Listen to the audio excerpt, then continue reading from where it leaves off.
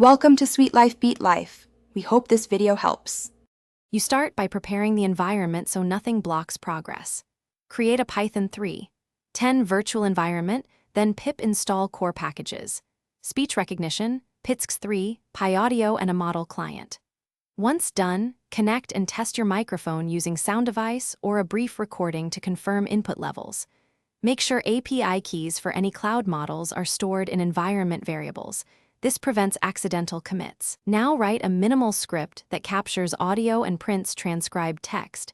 This proves the input-to-text pipeline works. Once you have transcription, design the pipeline. Capture audio, convert to text, parse intent, then generate a response.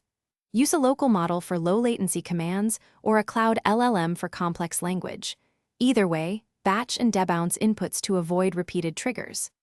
Implement intent parsing with regex or a lightweight classifier, then slot filling for parameters like time or location. Make sure to check confidence scores and route low-confidence queries to a fallback path or a clarification prompt so behavior stays predictable.